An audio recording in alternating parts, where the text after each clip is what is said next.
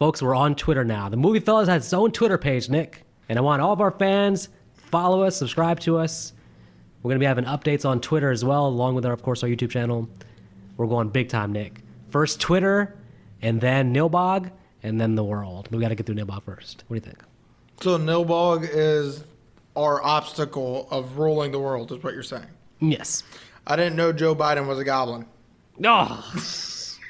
Today we're going to continue. I know we said we're done, but... No, we're done with Shalaman. We're done with Shalahan, but we're continuing with more Bruce Willis because, hey, Shalahan, he's going to make more movies. His career's still ongoing, but Bruce Willis apparently is done, so now's the time to really celebrate his career.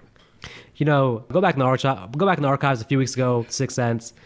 Like, Nick did a twist ending. His twist ending was liking the movie and then shitting on the movie at the end with his final star rating, so... Now he did a Shalahan twist on the podcast. The twist was, it may be a good movie, but I don't see much of a rewatchability between now and 10 years from now.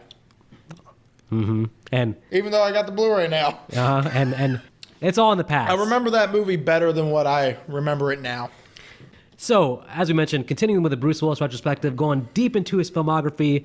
I was looking at his IMDb. This week was my pick, and I hadn't seen this movie in a while.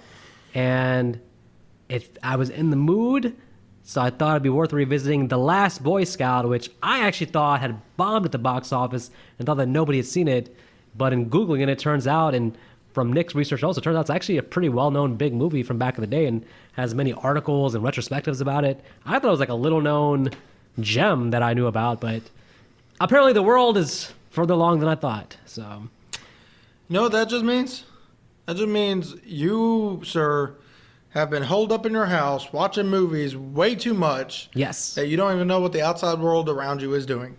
You know, that is me with video games. And you know, it's funny is, I want to blame the pandemic, but it started way before the pandemic. I can't even blame that. I've been in the house watching movies for years.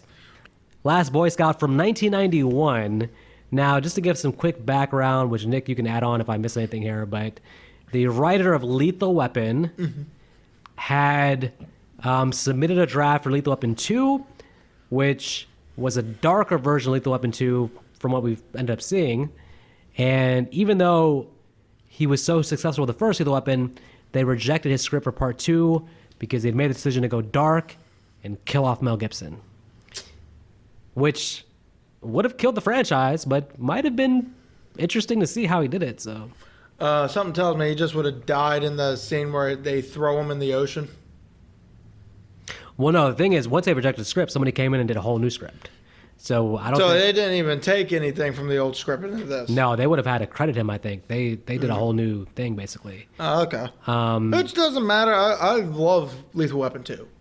Oh yeah, it's a very I don't know what he would have done with it, and killing off Mel Gibson's weird, but Lethal Weapon 2 is one of the more highly respected sequels. People love that movie. Speaking of killing off Mel Gibson, the series does kill off Riggs, but that was because the actor almost killed Damon Wayans. Nobody's really seen the TV show anyways. That's fine. I've seen the first 2 seasons. It's not like that's about it. It's not like that's canon or anything. So that's fair. It's not. Although, yes, knowing this history, I understand that Damon Wayans plays in Lethal Weapon. Murtaugh in the Lethal pretty Weapon interesting. series. So to get very even weirder, he had started working on the script, and the original title was Die Hard. And then I guess he talked to Joel Schumacher, and Joel Schumacher stole the name and made Die Hard.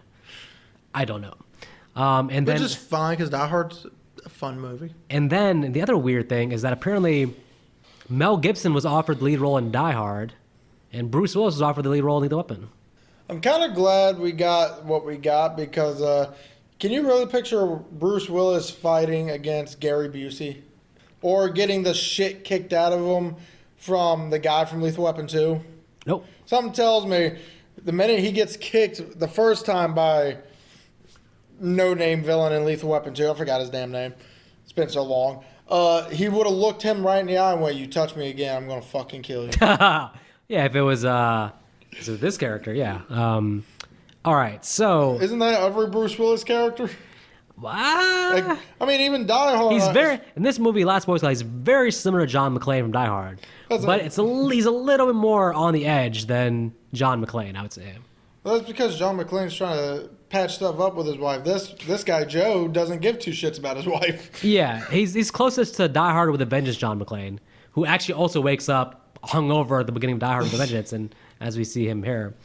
Shane Black rejected from Lethal Weapon 2, then would sell this script for Last Boy Scout at a record. It was the most money ever made from a script at that time, broken a few years later by Basic Instinct.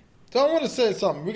So Shane Black is the writer of this Lethal Weapon and that god-awful Predator movie that just came out a few years ago. The guy had a great reputation until The Predator, which I haven't seen, but I've heard a lot of bad shit about. So why would he go from making these dark, gritty movies to then getting to a movie series that's supposed to be dark and gritty and turning it into a full-blown comedy? So there is a weird reason for it. He doesn't want to be dark and gritty anymore? No. He has a connection to the Predator franchise. Well, yeah, he played in the first Predator. Exactly. Doesn't mean he has to turn it into a comedy.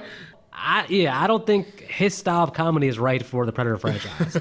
So it was just a bad fit in general. So I'm not surprised it went sideways. Yeah, just picture. I don't want to see the wisecracking stuff in a Predator movie. Right, but still, picture Shane Black from when he wrote this movie, and you even brought up it was actually the original script was darker until they rewrote a few things, and the script for part 2, if we ever got that, was actually rejected because of how dark it was. So why wouldn't that Shane Black come in for a Predator movie? Yeah, but he changed over the years. He did The Nice Guys with Will Ferrell, Mark Wahlberg, where it was a much lighter comedy. So I think he just changed over the years. I mean, that's a huge gap. The Predator came out, a couple years ago? Yeah. This movie's 1991. He probably changed over the course of 30 freaking years. So he's not the same guy. So he also did the same guy. He also did the first draft of Last Action Hero, which I love also. That was a decent Arnold Schwarzenegger movie. Yeah.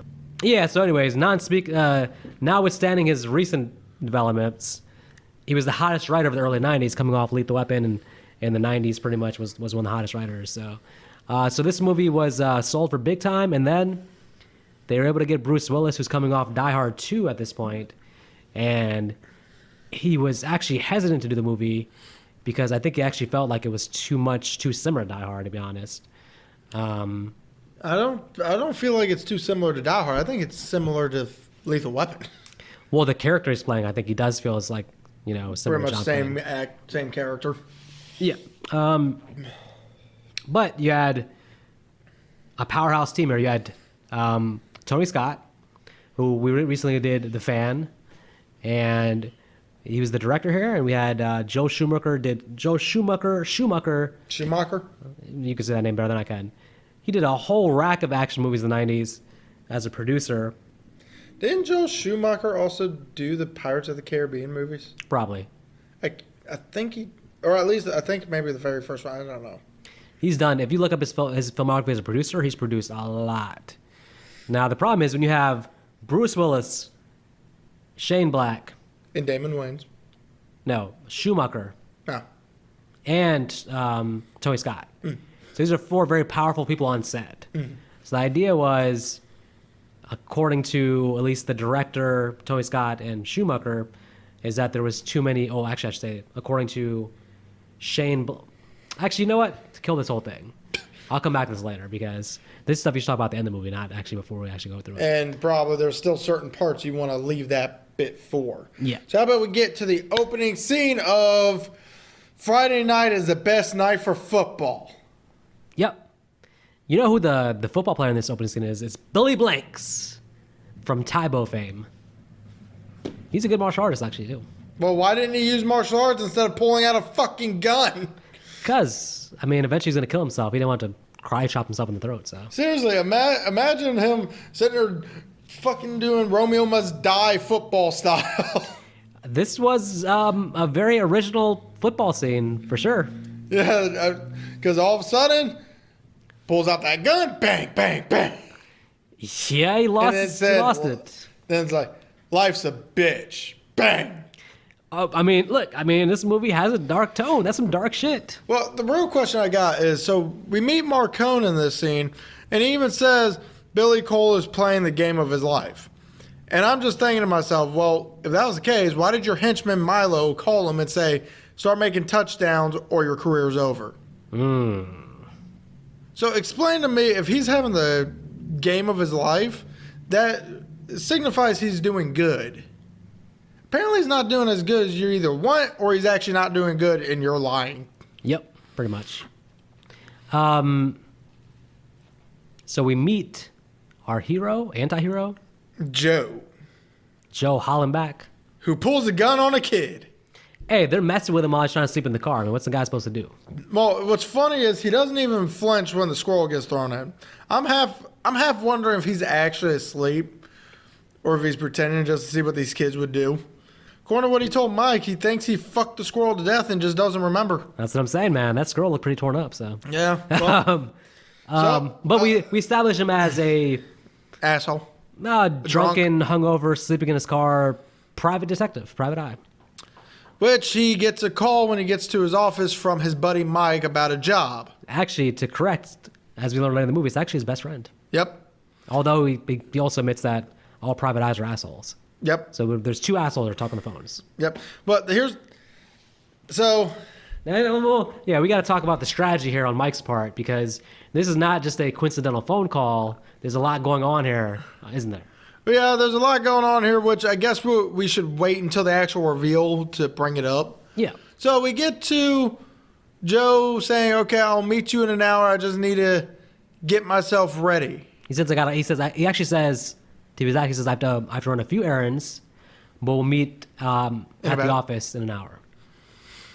Okay, well, and what errand does Joe have to do? Go home. He has to go to his house. Yep. Because he has to pick up some things, check on his wife, has a daughter there. Get his gun. Yeah, perfectly reasonable. So he shows up at his house, and he's talking to his wife, and they're having normal husband-wife conversation. Hey, where's the daughter at? She is acting like a little whore. You gonna let her start sleeping when she's 14?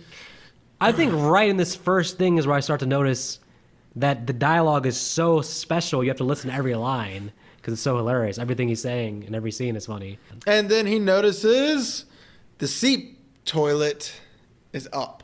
And so either his wife grew a pair of balls, yes, or there's a man in the house. Another thing too is that he can tell that someone just used the shower and her hair is dry, so it couldn't have been her. Yep. So he looks under the bed, no one's there, and then he looks her square in the eye and went, "Who's the guy in the closet?"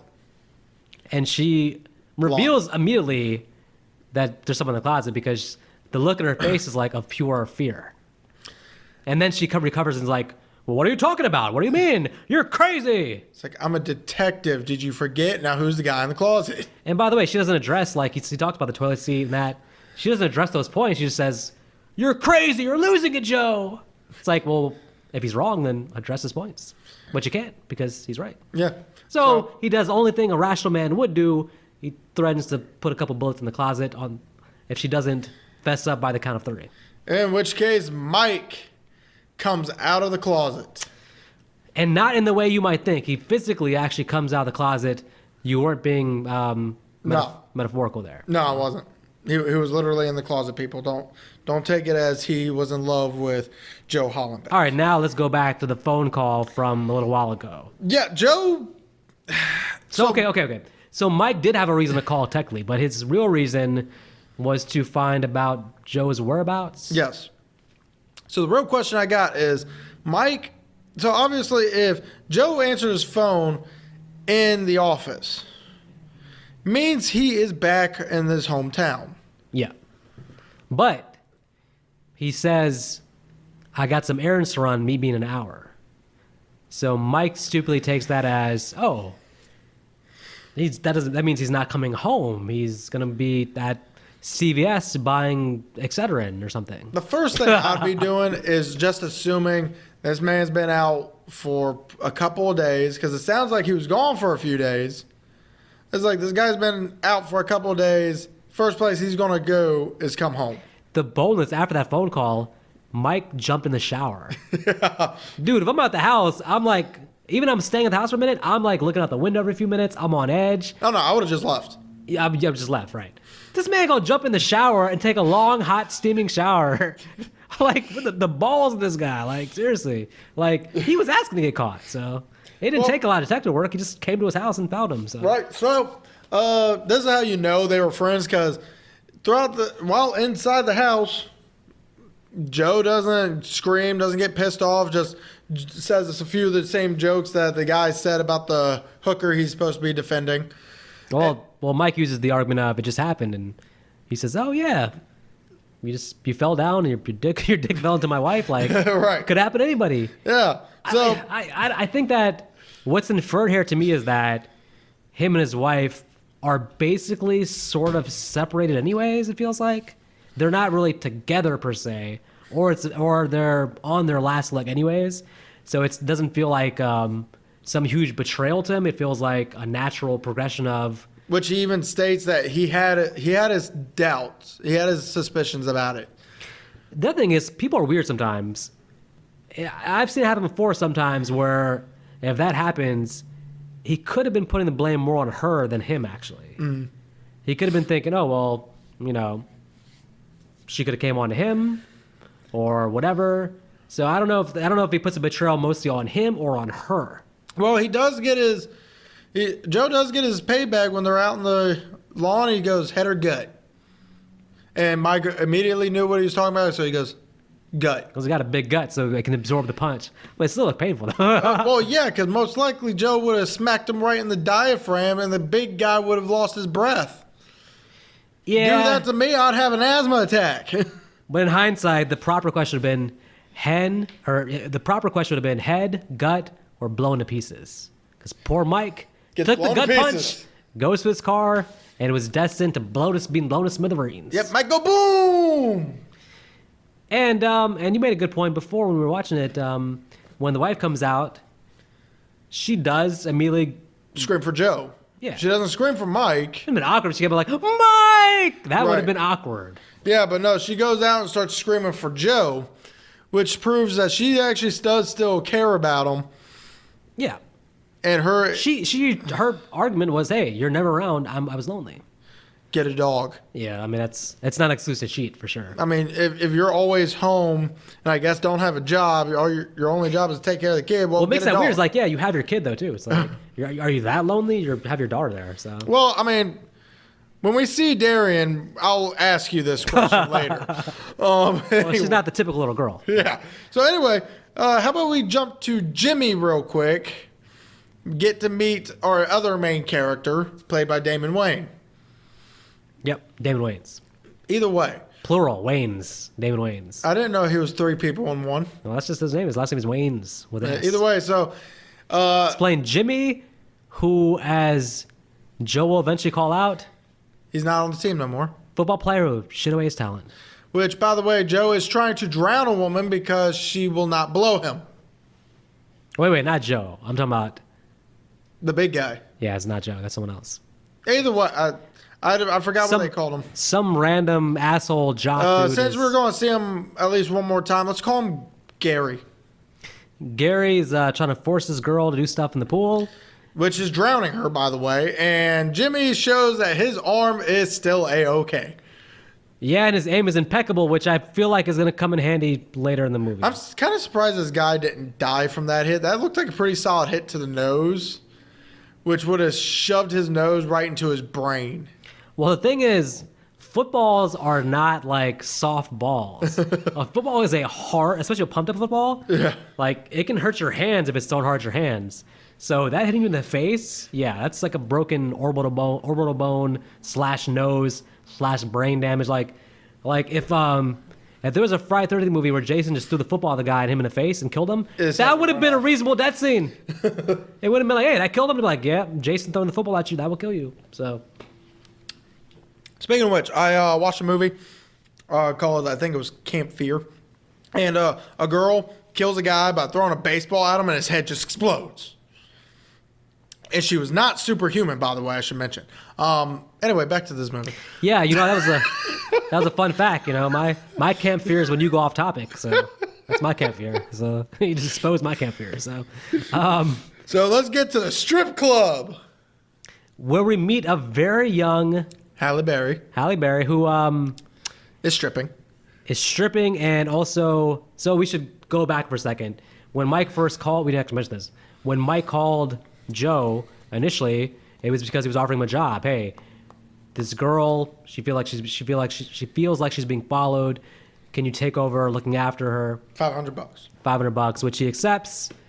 And now he's there to just track Halle Berry and see what's going on.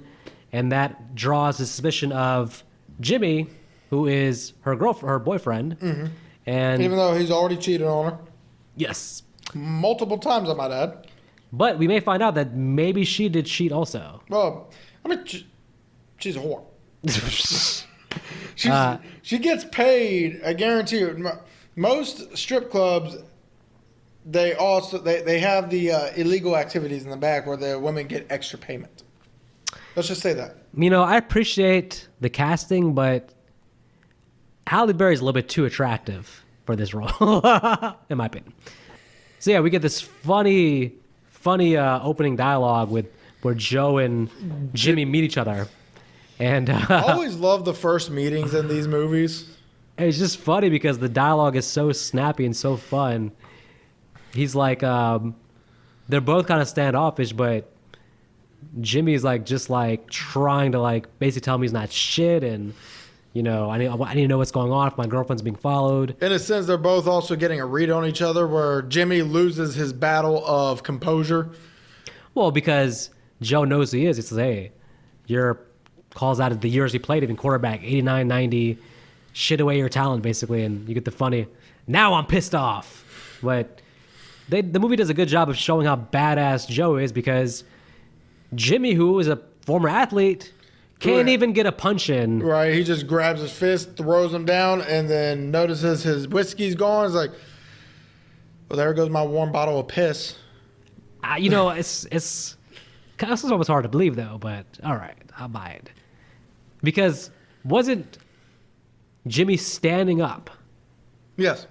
Standing up threw a punch to Joe, who's sitting down. Believe it or not, it's actually still fairly easy. Yeah, if Jimmy would have gotten that hit in, it would have done some damage, but you're sitting, you're composed, catch the fist, you still have a good amount of composure behind you. You're not getting forced back from this guy. He threw him to the ground. Well, he also stood up a little bit to do it.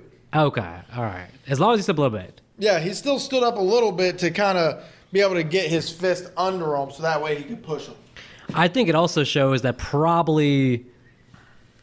I don't think Jimmy was throwing a hard punch per se. I don't think his heart was in the punch. I mean, he's most likely throwing a punch meant for a club in this setting. It might have been even a slap he was trying to throw. Most likely. But, you know, in these kind of movies, though, I've noticed any little bit of damage, you're bleeding. Yeah.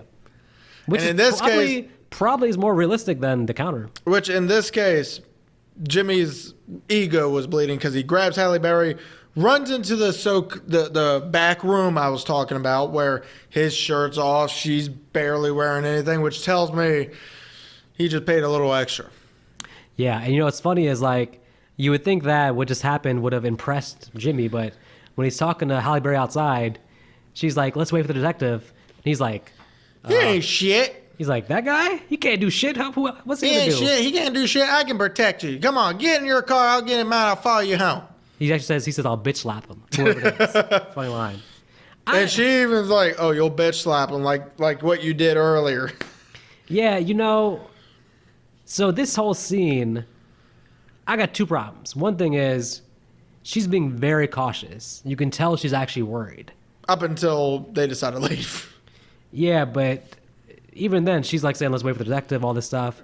So, first of all, taking two separate cars, that seems a little bit off, given the situation. If she actually feels like she's a danger, I feel like she would probably want to take one car. The other thing is, when the thing happens, basically, if she's on edge like that, I don't know if she'd actually get out of her car. See, that's... And it's a quick fix because from a writing standpoint, they can still shoot her. She stays in the car because they have machine guns. They don't need... It's like they want that visual of her flying over the car, but... I just get the feeling... In that mindset, it's just she really jump out of her car and just "Hey, asshole!" So I'm just wondering one small thing. Maybe it was in the script that she wasn't supposed to get out of the car, because even Jimmy's like, "Don't get out of your car." It's not needed. Like I said, the machine gun, they just point, they shoot, she still gets killed, but it doesn't make her look like an idiot for getting out the car and just wandering towards them. I don't know. Can we talk about Joe with the big black pimp guy? Yeah, because he's just this is hilarious. he just keeps talking about how he's fucked his wife, and then finally gives them he's like, hey, ask me how fat your wife is. Yeah, this is the funniest way to fight off someone trying to kill you is to make their ass laugh as a distraction and then kill them. Which is funny because, I mean, the guy's sitting there like, enough of the wife shit. How fat is she? I'm like, and he's sitting there making this guy just die laughing. I was like, well, at least he has a sense of humor because I probably would have shot your ass. I felt bad for the guy because he shaked him in the throat with the thing, and the guy's like, you asshole. You bastard. And then some. Yeah, but that's hilarious. And then we get our gunfight where Jimmy slams into a guy, and my wife didn't watch all of this movie. She just saw this part and went, oh, good, they have someone to question Bruce Willis. Bang! Never mind. Yeah, this is not a movie where like the bad guys are like anybody takes like all the bad guys die horribly. There's no sympathy for henchmen. The henchmen are all basically treated like shit. Be honest with you, Bruce Willis even treated like shit a little bit in this movie. Well, it's a dark movie, like I said. In this kind of movie, typically, I don't foresee Halle Berry getting blown to bits like that. So it's kind of a dark scene. But still, it's just funny that Jimmy actually had one of the bad guys pinned. All they had to do is knock him out, take the gun, then they have him for questioning. No, Joe just decides to whack him. I think the thing is too is like I think we have to understand. We have to remember also that Joe is actually not a cop. He can't take someone to the precinct and question them. He's just a private eye. He can take him home. No. Yeah. No. He's got an office. He can only actually kill them, or in the moment before the cops come, he can't do anything. The thing is too, I think with Joe, his whole thing is like, I think his strategy is always, I think like, if I don't kill him, this dude's gonna show up later in the movie and try to kill me again. So let me get him now. So does Joe know he's in a movie? Yeah. Okay. Yeah. No, but this is always a thing. Like, if you let the bad guys go, they show up 3 scenes later to kill you again. So he could have killed him in his office, but like I said, at least get some form of questioning. This movie, movie does a great job of just like they introduce henchmen and then they die like in that scene. But then again, I guess Joe really doesn't care at the moment about going forward with the case. He just wants to make sure he's defended. Plus, he doesn't 100% know that the girl's dead until he actually checks her after the gunfight. Well, a couple things happen. They're at the police station and he tells Jimmy that, hey, this was a dangerous case that my friend Mike, or basically he reveals that, hey, Mike put me on the case because if I die, he gets to be with my wife. Yep. So, and also, because we find out Mike is a scared piece of shit. Yeah. And so, but as they leave the police station, you're right. It's kind of like Joe is still wanting to go back to her apartment to investigate a little bit, and Jimmy wants to tag along. Mm-hmm. Which we also find out a little bit more about Joe's backstory. He saved the president's life, which gets him the respect of one of the cops named Mick.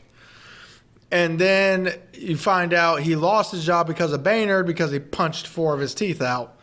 Because Baynard was beating up a whore. Yeah, it's funny, though. I feel like, as I think about it, though, that whole backstory, I'm not saying it's not needed. I think it is probably needed to a degree. But the whole thing with the president, I'm not sure if that's, like, really anything other than just extra. I think it was just for to show he used to be, like, an amazing something. Something tells me the side character, Mick, was supposed to be a little bit bigger in the original script. Yeah. But he was only in a few scenes and then he dies. Yep. So something tells me he was supposed to be a little bit bigger because he was the one who was actually respected him for saving the president's life. Yeah. I felt like that character was supposed to go do more. And I was kind of disappointed with that one. Well, there was a lot of changes from the script, apparently. Mm. Anyways, they go back to her apartment and to find evidence, and Jimmy circumvents the security system by kicking the door down. Yeah. And he circumvented it. Again, vocabulary. Hilarious dialogue. So actually, they find a tape there which points to a big conspiracy between Marcone and Baynard. Right, and the evidence is there for them, but his fucking car eats at the tape. And then And that's when Joe realizes, hey, she has 2 cars. That one wasn't wired. Oh shit, that one. This one is. they They find the C4 in the car. and then they get confronted by The inventor of Scrabble. the inventor of Scrabble and the inventor of Hungry Hippos. Yes. I say that because, damn, this guy loves the whack. Yep. This is one of the funniest things ever, this whole scene. Just the first line of like, hey, fuckface. It's like, no, I'm fuckface. He's asking. And then the guy keeps saying stuff like, using big words like, the situation's untenable. Yeah, and the guy in the Scrabble He dude. attacks his job with a certain amount of exuberance. Yeah, and the Scrabble dude is always like nervous. Like he's expecting something because he keeps scratching at himself. You can tell he's like playing with his ear. Yeah. It's just, and the big guy is just whack, whack. Finally, Jimmy gets tired of watching Joe get his ass handed to him. So he's like, hey, man, cut that out. Kicks him in the nuts. Yeah, and it's so funny that these 2 funny henchmen die right here in the scene. There's like, they're not like in the movie later on. They just die right here. It's funny. He's just like throws the key. Then Jack decides to shoot the car. With which one shot and it explodes like immediately. Well, that's because it has the C4 in it. Yeah, but that's really... It's kind of weird that he hit the C4 right away. That's what I'm saying. One shot instantly hits the C4. Just, there's a strong chance that it could have taken 3 or 4 or 5 shots to actually make that happen. So Right, but so we get our C4 go boom. In which case we get another police station scene. yeah, because every time these cops show up, fucking Joe is there and has a bunch of dead bodies. So they're... I'm surprised they haven't locked him up yet. They keep letting him go. I'm like, yeah, like he's not a cop. Like, why do you keep letting him go? Right. So, but anyways, outside, he does give Jimmy the warning that, hey, real bullets, real guns, serious stuff. But they clearly are together on this. But one thing I don't understand, though, is they establish, okay, and then Joe is like, okay, we start tomorrow. Right now I'm going to go home, basically. Did you pick up on this? This doesn't make sense to me. They go to his house. Why does Jimmy come in the house? It felt like the night's over. He's dropping him off, and now they're going. Like, why does he come in the house? Because that's what they did in Lethal Weapon. It didn't match up with the previous scene. He's like, we'll start tomorrow. Right now, I'm gonna go home and do something, and then they're driving. Like, cool, but then it's like he parks and he's walking in the house, and I'm like, huh? You're starting tomorrow. Why are you coming in the house? It didn't really add up to me at all. Yep. So we finally get to meet Danielle Harris, The MVP of the movie. the MVP of any B-rate horror movie, because she's amazing. If I have kids, I'm not saying that I don't have a daughter, but this movie gives me pause because Joe this versus Darian. This daughter is so hard on Joe, calling him a fuck up, cussing at him. So to be honest, won't accept his ice cream even. So to be honest with you, you hear Jimmy say, "Hey man, lay off the kid." And I'm just thinking, oh no, he's letting her get off easy. If I had talked to my dad like that, every single curse word he would be counting, and then when I was done, he'd be like, 10. Not like that, but even Jimmy tries to be nicer, and she's like, what are those numbers on the back of your head? And he's like, I'm gonna go in the kitchen. You clearly want to be alone. Like, she's Which is weird because at the end of the scene, she gets an autograph from him. It's a very heartwarming scene, actually. This This is supposed to be like a bonding scene where they find more of their backgrounds out. Yeah, Jimmy originally had a kid. Although there's an awkward thing also where, like, we see the wife come out of the room, and she walks back in the room, right? And then Jimmy and Joe sit down, and Jimmy loudly's like, so are you going to get a divorce? Like, that seemed kind of awkward, the wife being right there in the room. But, okay, Jimmy, whatever. But, so we get Jimmy's backstory. He had a wife. He had a kid. The kid's name was Alex, which is where the name Alex, the whatever profession he would have had. The only thing about this scene is that I know that this is the only way to find out about it. But, all right, he's a famous football player, right? So I feel like this story would have already been known, and especially Bruce Willis' character apparently is actually a big fan of his. Right. So you'd think he would have already known. This would have been in the newspapers on TV that this famous football player had this happen to his family. Yeah, so it's kind of like an awkward thing. Like this is the only way for the audience to know it. But So maybe what we could have we have to had remember he's a celebrity. So maybe what we could have had is Bruce Willis finally looking at him and was like, see, after being with his family, he looks at Jimmy and goes, by the way, I'm sorry about your family. Yeah, but there's some weird dynamic too where Bruce Willis never actually tells him that he's a fan of his. Mm-hmm. His daughter has to reveal to him, like, hey, you were his hero. Like, Bruce Willis, I don't know if it's like ego or pride with that. He doesn't want to tell him, like, hey, I actually know I followed your career. I was a fan, stuff like that. So how about we get also to probably my favorite scene that Damon Wayans has done in this movie. Wayans. My favorite scene is Damon Wayans. Damon Wayans. Why can't you pluralize his last name? Why can't you say Labyrinth? That is not the same. One thing is extremely difficult. One thing's very easy. All right. Anyways, all right. Either way, so continue point. get Jimmy about to take some pills in Joe's house, and Joe punches him square in the face. I gotta say, I understand why he did it, but I felt like a little bit of an overreaction.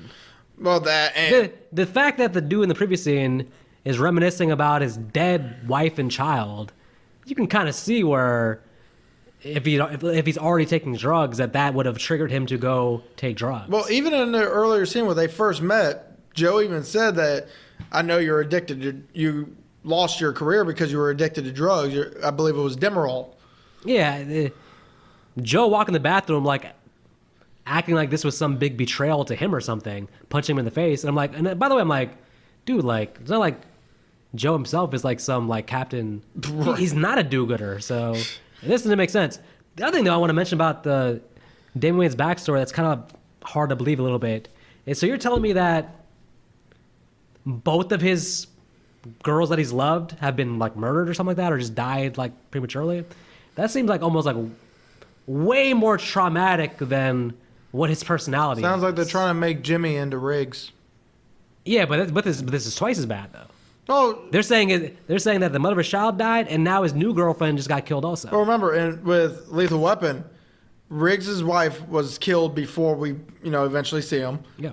And then in Lethal Weapon 2, the woman he was about to get, that he actually got with, that he was falling for, later dies as well. So in a sense, it could be the same thing as with this one. Yeah, but Except this one did it in one movie. but I feel like what's weird is too. I feel like Jimmy's character is still like in his 20s. I'm assuming from some of the sounds of it, I'm assuming it late 20s or early 30s. Yeah, I think maybe I know Damon Wayans himself in this movie is like still in his 20s actually. So I assume because in the movie he's still talking about going back and playing football. So he's still like relatively young and active. So I'm just like, that's a lot for like someone saying his 20s. Just that you tell me that happened to his family and his new girlfriend just got killed.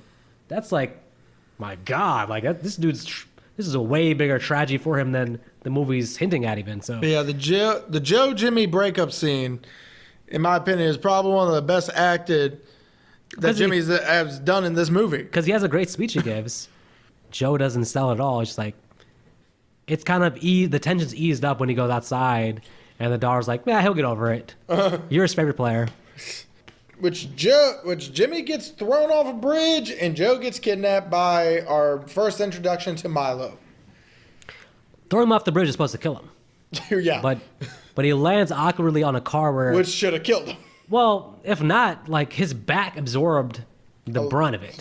He They should be probably have paralyzed. some serious back problems, but dude just gets up and is like, don't worry, folks, I'm okay. I'm a professional. I'm going to pass out now. Well, how incompetent are you if you're the bad guys and you're throwing him off a bridge? Just throw him onto the ground. Why don't you throw him onto a car? That's just Right. incompetent. Well, so we finally meet Milo, which I was trying the entire first watch because I only watched this movie twice now. My entire first watch, I was trying to figure out where I recognize this guy from, because I know his face. It's kind of a unique face. It's kind of a weird way he talks, His voice is definitely familiar to me. and I finally figured it out. I have no idea. Fresh Prince of Bel-Air, Season 1 Christmas Special. He was the shop owner that was originally going to give them a very small box of ornaments, and before Will Smith hands it back and goes, "We're going to go somewhere that's very, very dope." Does not ring a bell. Very. But I'm not as big of a Fresh Prince fan as you are. So How dare you, sir? It's literally the episode Will was trying to get Ashley into the Christmas spirit. It was still in their first house before the living room freaking changed on us. I remember the theme music. West Philadelphia, born and raised. Okay. I gotta say, it's very unique to really introduce the villain this far into the movie, but the dude comes in and has like a strong presence. Yeah, he just straight up cattle prods his ass. Cattle prods Joe. And he's like killing cops like it's nothing. I love the line he gives. The cop comes up and goes, "Is there a problem?" It's like, "Yeah, I seem to have too many bullets in this gun." Like, what? I've never heard that line before. That's so funny. That was. To be honest with you, I don't think anyone else could pull that line off as well as this guy. Yeah, but this movie gives no fucks. Like killing a cop in broad daylight on the street like that, like with no pause. Damn. And also, the fact that all these cops now, because it was Hollenbeck's gun, assumes Hollenbeck did it. Though in an earlier scene, we find out that Hollenbeck's neighbor is watching the house. Yeah, there's always snitches in every neighborhood. So you'd think that they HOA. You would think they would go talk to that neighbor and be like, "Did you see what happened here? Did you see Hollenbeck actually kill this guy? Because we know you're spying on him because of his hot wife." Yep, they did not. At least hopefully his hot wife and not the little girl. You dirty bastard. Let's talk about Jimmy and the daughter. And Jimmy wants to follow the bad guys, but the problem is the daughter wants to tag along. So the way the daughter also finds out where Jimmy's at is, her father is a detective, so she kind of picked up a few things. Yeah, but he was also very sloppy and leaving clues behind. So.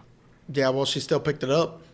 Oh yeah, but she knew to rub a pencil across, and it gets the thing he wrote down on it. Yeah, the problem is it's dangerous stuff, and she won't get her ass out the car. She refuses to not. She has to go along with the mission. So I swear, she almost killed Jimmy.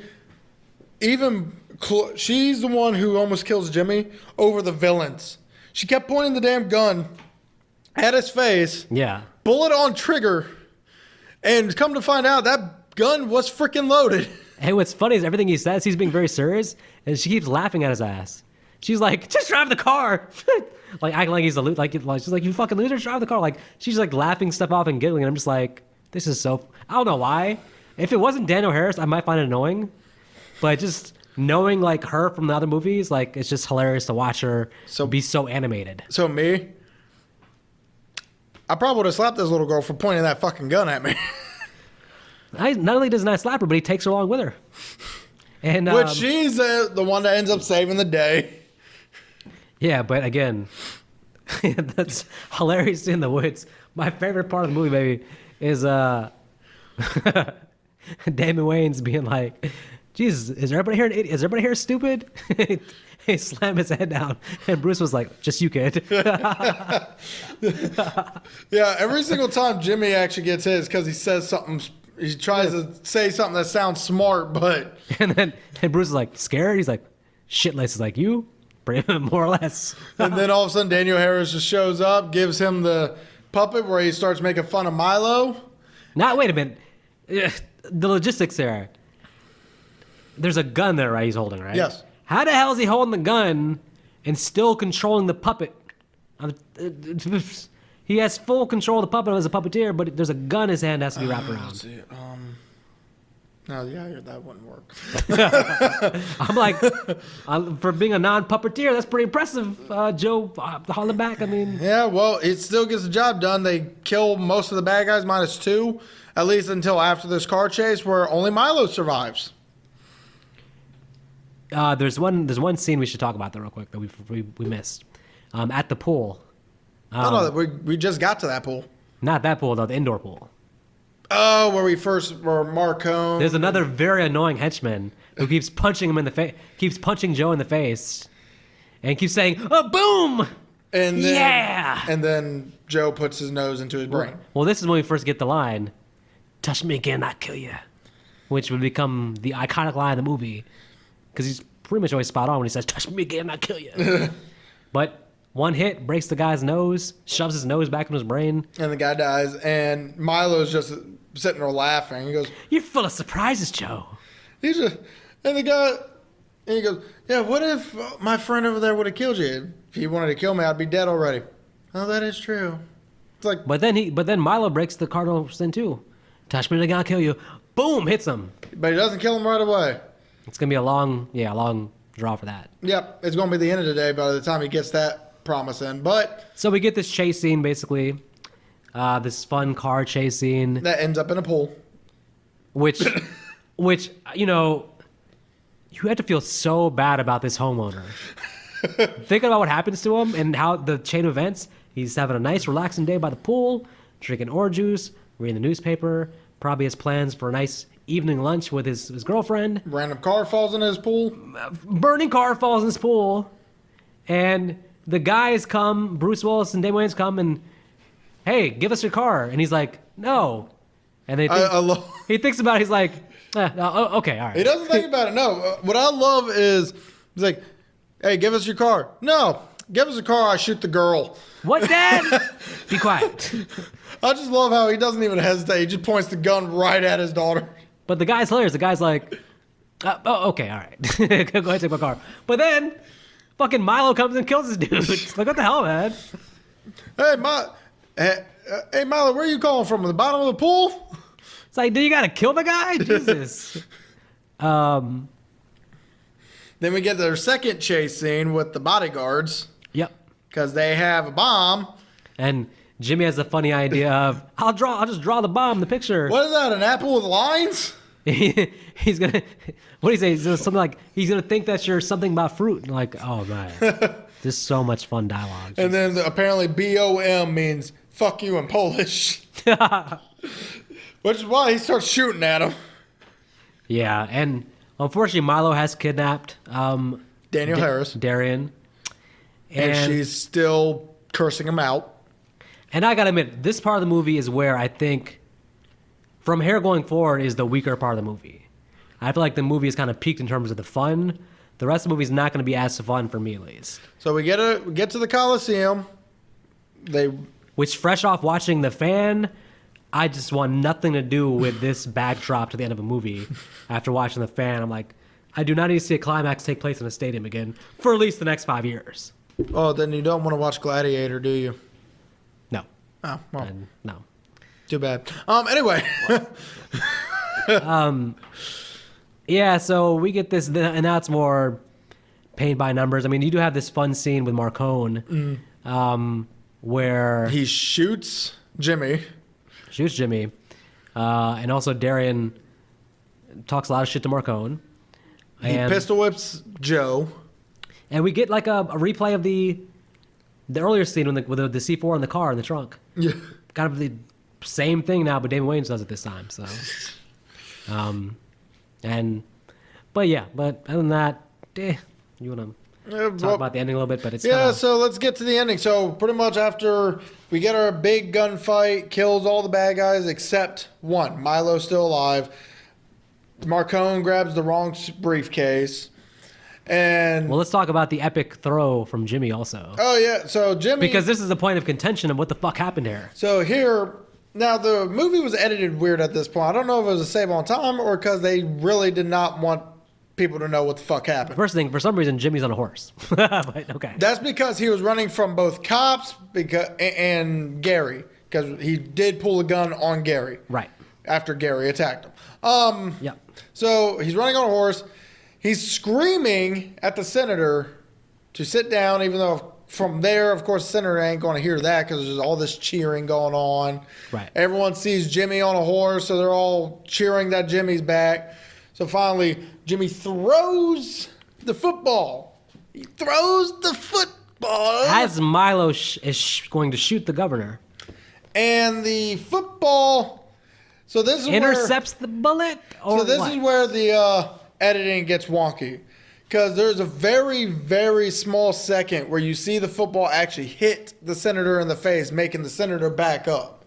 But apparently around that same time, the bullet blows up the football. What the hell, man? Which, with the editing, if you literally blink, all you see is the football exploding. So you're thinking, did that football really just intercept a rifle bullet? Well, if it did, Jimmy is literally the best quarterback in the history of humankind, and also won the Avengers. So, But the very next time you see Baynard, after the football explodes, he's bleeding from his nose, which tells me, no, that football actually hit him square in the face. but that football hit him in the face, I think he'd be dead. I don't know. Which also, to throw that high and that far, And be that accurate? I don't think any football player, professional wise, can do that throw. No, when they filmed it, even Damon Wayans was probably like, this shit is ridiculous. You're telling me I'm throwing this ball from the horse and it actually connects? It blocks the bullet? That shit's ridiculous. So now we get our final confrontation between Milo and Joe. In which case, I'm sorry. Everyone knows Milo should not be a physical threat in the sense of a knife. Yeah, he should have just stuck with his cattle prod. Yeah, this was a miscalculation to have a physical final confrontation between Joe, who has basically been built up as the ultimate badass, Right. versus Milo, who is more of a let my henchmen do the dirty work, and I'll shoot, I'll use guns, but no, I'm not buying him having any chance. I don't care if he has 11 knives and Bruce Willis is using his bare hands. I'm not buying him taking out Bruce Willis. The first issue I have with this fight scene, very loosely added, is he throws the damn gun to Bruce to give him a weapon. Why, Milo? Why, Milo? So, Why? I understand Milo's out of bullets at this point. So he has no choice but to go physically because there's nowhere to run. But you'd think a gun with a longer reach would have been better to use than this little pixie knife that he pulls out. Yes. Which he does get a stab off on Bruce, but again, instead of following through with a few punches to the face, he just sits there with trying to pull the knife back out of his leg. Yes. Hey, Milo, I know you don't know how to fight and all, but there's a few things you did wrong here. I don't think that advice is going to help him going forward because No. he's a dead man right about now. Yeah, so Bruce punches him a couple times, kicks him out of the way, and the cops start shooting the shit out of him. This was not the most exciting ending. And Joe dancing. You remember, he said if he gets out of this life, he'll do a jig. Yeah, but I would have probably left that out of the script. It just seemed awkward when he actually does the dancing. So. Oh, by the way, so Baynard is trying to throw Joe in jail, so Joe tells him, face or gut. Unappreciative bastard the governor is after they saved his life. So he punches both face and gut. He deserved it. Yep. And poor Marcone took the wrong briefcase back to his home. Poor dogs. I don't care about Marcone, but those dogs, all they wanted to do was be loved. That's cruelty to animals, right? I didn't think about that. This movie's dark. Poor Dobermans. It's always funny that when the bad guy blows up and the good guys get to really laugh at him. Right. It's kind of awkward, but it's just like... I mean, everyone else is just wondering what the hell happened. Even the wife starts laughing. I don't think she understands what happened. No, she's like, what? But remember, laughing is contagious. They're laughing at the people, the guy and the dogs died. They don't know about the dogs, Yep. but... Not the dogs, but the guy. Anyway, so we get our final ending where it leaves off with a sequel bait and that we'll never get. Basically, Joe asks Jimmy, hey, I'm looking for a partner. And they go over the rules about that. And yeah, it looked like they were clearly going to do their own Lethal Weapon type series. So. Which, to be honest, I'm fine with it. This is a fun, most movies do not need sequels. It's a nice little one-off. Yeah, if there was a sequel, it probably would have somehow messed things up anyway. Well, all the things I've read about the sequel is it was dark. There was not a lot of comedy, which turned Damon off from it. Yeah, I don't know. I've never heard. It'd be nice to actually hear Damon speak about this movie. What I read basically was that everybody making this had such a horrible experience for whatever reason. Huh. Joel Schumacher said it was in his top 3 worst experiences on set for any movie. Him and Tony Scott had worked together many times before this, but they never worked with each other again. And then both Shane Black and Tony Scott both said they were disappointed in the final product because went too far away from the original script, which we don't know what that I was. wonder But it what was Danielle darker. Harris thinks of this movie. Oh, she said it's one of her favorite roles. It's one of her favorite roles because She had an interview from 2018 where she said it's one of her favorite roles. Because think about all her movies. Like, where does she get to do as much as she does here? she gets to have fun with this one. Yeah, I mean, the Halloween movies is her just being scared and running around and stuff. But this, she gets to, like, laugh and cuss and do all kinds of fun stuff, so. You fucking asshole, you're a fucker. Anyway, let's get into categories. So, best performance. Danielle Harris. That's the only correct answer. No. I actually think, and this is a first because, you know, we've been doing this Bruce Willis retrospective, but he's never actually gotten best performance. But in this specific case, I think this role is tailor-made for Bruce Willis. And all his strengths in terms of his comedic timing, his dry humor, his sarcasm are perfectly used here. I'm going to go with Bruce Willis. He delivers his lines with so much zest and so much fun, nonchalant, doesn't give a fuck. Like, So my real choice, because, you know, me saying Danielle Harris, I like her as an actress, but she's fun. she was funny, but she wasn't the best. For me, and it was just because of the one scene, I'm giving it to Damon. That's fair. Just because of the one scene. That one scene, honestly, was probably my favorite scene. It's also my favorite scene when we do favorite scenes. Okay. Because it shows so much depth for the character in that one scene that we don't really get to see throughout the movie. Yeah. That it really does feel like an actual character over instead of just a comic relief. Maybe both these guys, maybe their whole thing is that they have so much pain inside that they just use comedy to mask it, because everything they say is basically a one-liner, a quip pretty much. And maybe that's to protect themselves from thinking about their traumatic. They both have traumatic backgrounds in a way. So, worst performance. I'm sorry. I'm giving it to a side character named Mick. He was the cop that shook Bruce Willis's hand, and that's mainly because they built this character up with the few scenes that he was going to either help him out or he's going to be one of the biggest obstacles he had, and yet all they do is get him killed with probably the best one-liner ever. Yeah. I was going to say the governor. Baynard? Yeah, everything I didn't buy. I think he's using a fake accent in the movie for one thing. For some reason, he looks so familiar to me. But also, he does this weird like lip thing where he's showing his front teeth, almost like how Billy Bob Thornton does his facial expressions. Him and Marcone both didn't do it for me. I feel like Milo was a great villain, but Marcone and the governor both kind of fell flat for me. All right, well, I've already mentioned what my favorite scene is. So what's your favorite scene? Man, for me, it's probably, honestly, like the scene where they shoot the trunk and the C4 in there. That scene always, I remember that I've already gone back and watched that scene on YouTube twice. Because it's that dialogue is so funny for me. All right, so worst scene.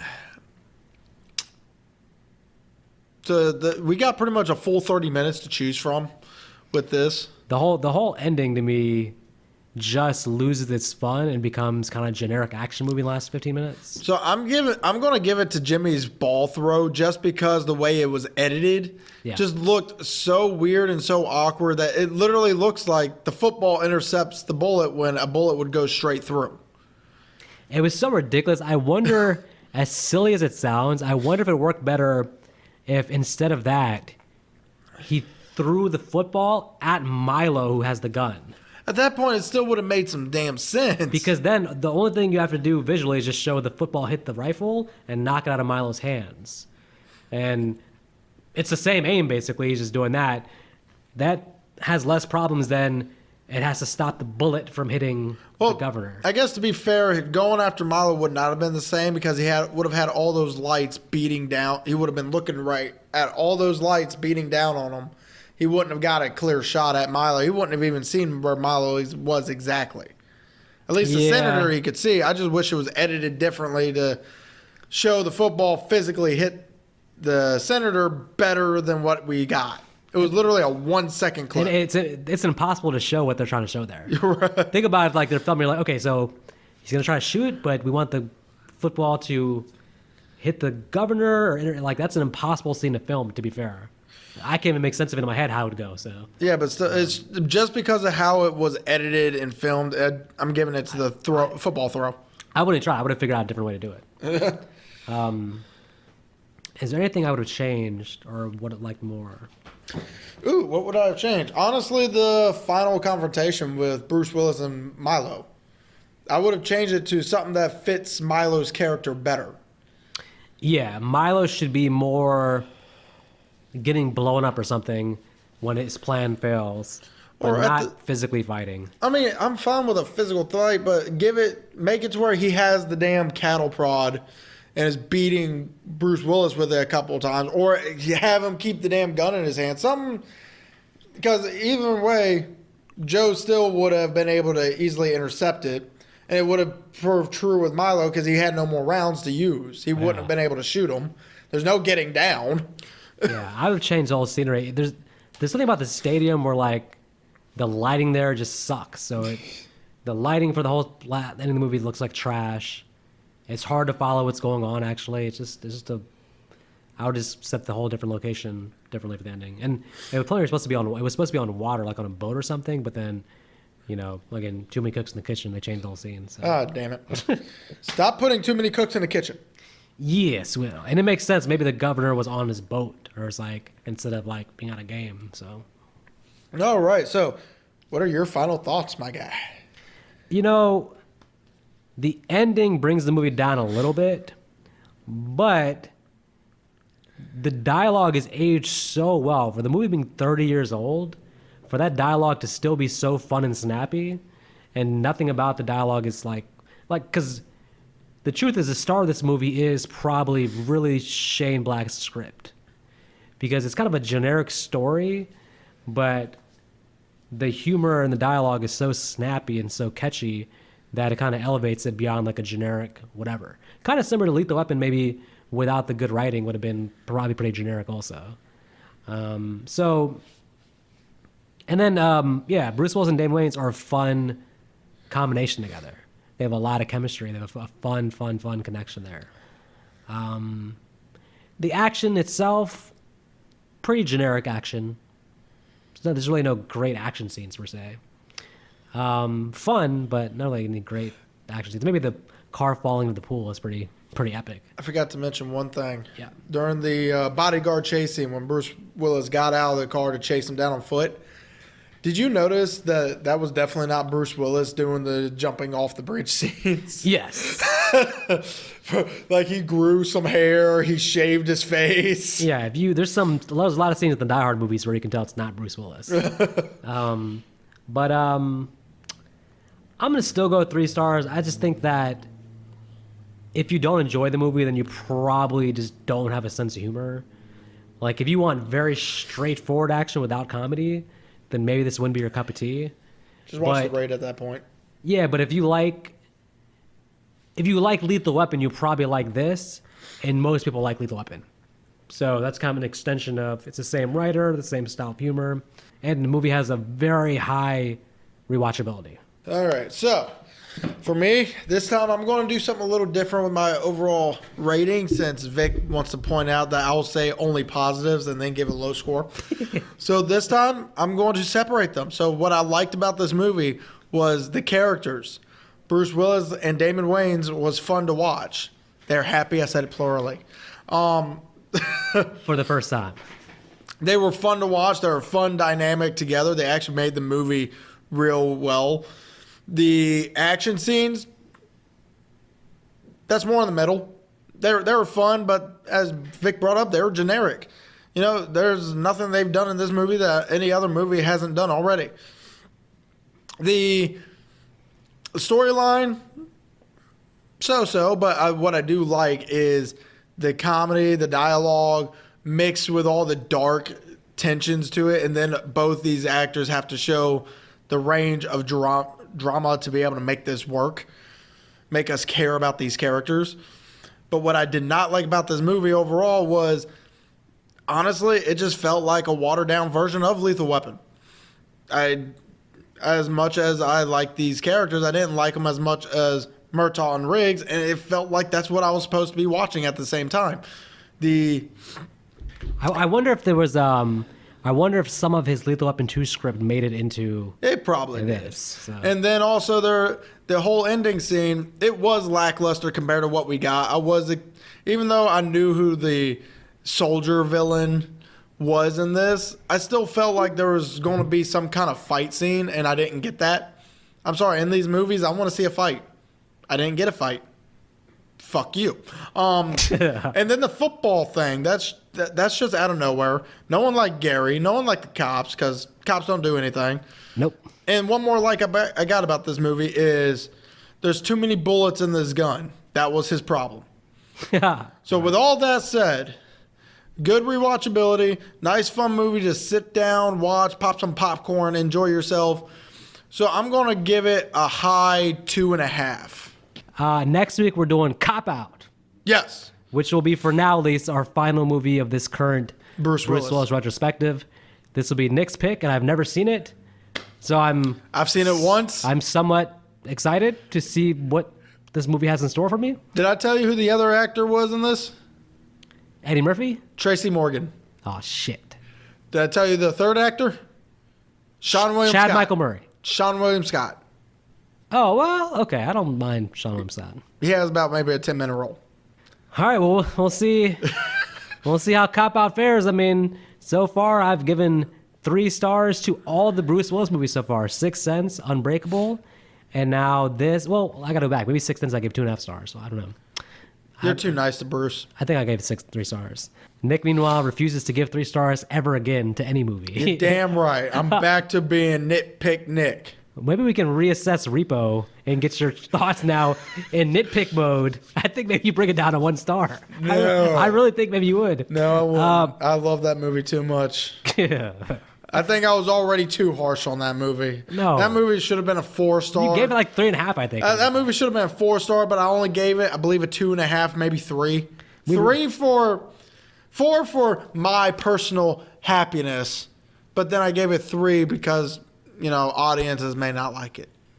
So you should give it a 1 for the audiences and a 3 No, because for it's yourself. still a cult classic, which means there's a good amount of people who still love this movie. Anyways, folks, once again, please subscribe to our YouTube channel, and we'll be back next week with Cop Out. Appreciate all your support so far. And Nick, do you have any last thoughts for this week? Yes, I do. Remember, you don't have to go home, but you do have to go to either Iowa, Florida, or the other state so you can get me some hard Mountain Dew and mail it to Virginia. Thank you, and good luck should you accept the mission. If you don't, then I guess you're not Tom Cruise. Those were the worst final thoughts ever given. All right, folks, it's about that time to go home, get some nuggets, and go to sleep. That's my plan. I hope you guys have a fun night. C'est la vie. Take care. Feliz Navidad.